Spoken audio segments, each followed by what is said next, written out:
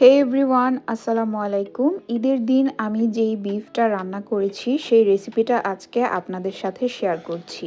আমি এখানে প্রায় 6.5 কেজি গরুর মাংস নিয়েছি। 6.5 কেজি গরুর মাংসের সাথে আমি 5টা বড় সাইজের পেঁয়াজ কুচি করে কেটে এটার মধ্যে দিয়ে দিচ্ছি।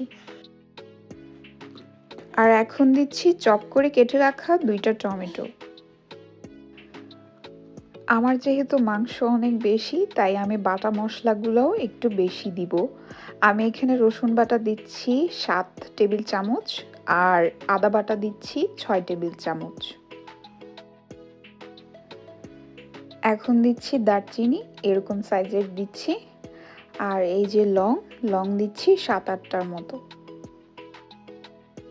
তারপরে আমি কালো এলাচ দিচ্ছি 3টা। আর এই এলাচগুলো দিচ্ছি হচ্ছে 10-12টার মতো।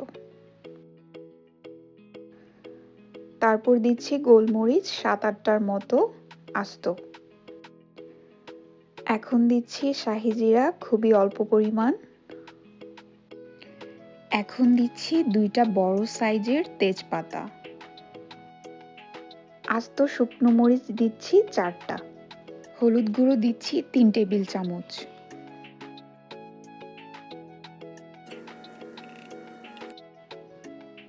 তারপর আমি এখানে মরিচ গুঁড়ো দিচ্ছি 4 টেবিল চামচের থেকে একটু বেশি।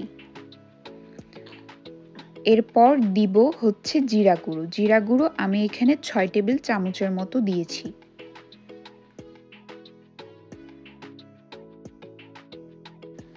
তারপর দিচ্ছি ধনিয়া গুঁড়ো। আমি 4 টেবিল চামচ ধনিয়া গুঁড়ো দিচ্ছি।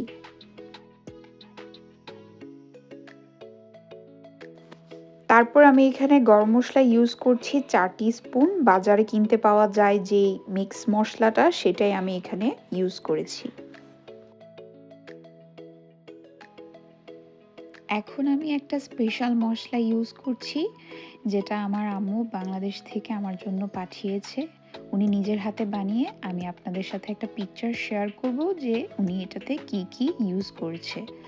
আর আমি এখানে 1.5 টিস্পুন মশলা ইউজ করছি, কারণ এই মশলাটা অনেক বেশি স্ট্রং, যেটা আমি শুধু বিফ বা মাটন যদি রান্না করি তখনই আমি শুধুমাত্র এই মশলাটা ইউজ করি।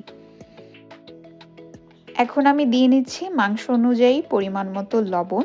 আর লবণ দেওয়ার পর আমি একটু টেস্টিং সল্ট দিচ্ছি। এটা আপনারা চাইলে এটা স্কিপ করতে পারেন।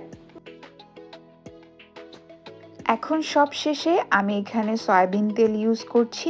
আর সয়াবিন তেলটা আমি পরিমাণ মতো দিচ্ছি মাংস অনুযায়ী।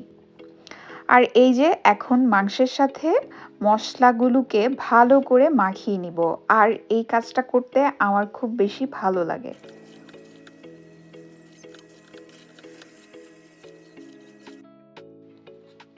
মাখানোর পর মনে পড়লো আমি এখানে কাশ্মীরি লাল মরিচটা দেইনি।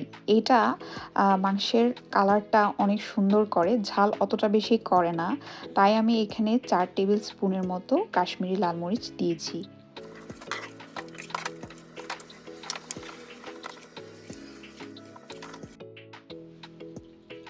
মাখানো কমপ্লিট। এখন আমি ঢাকনা দিয়ে ঢেকে কম আঁচে আমি মাংসটাকে রান্না করব।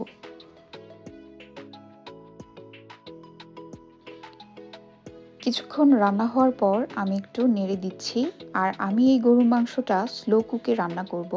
স্লো কুক করলে মাংস খুব তাড়াতাড়ি সিদ্ধ হয়ে যায়।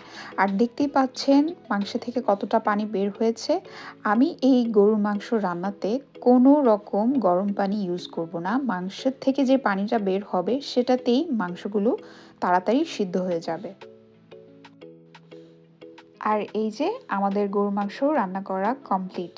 দেখতেই পাচ্ছেন গরুর মাংসটা দেখতে কেমন লাগছে।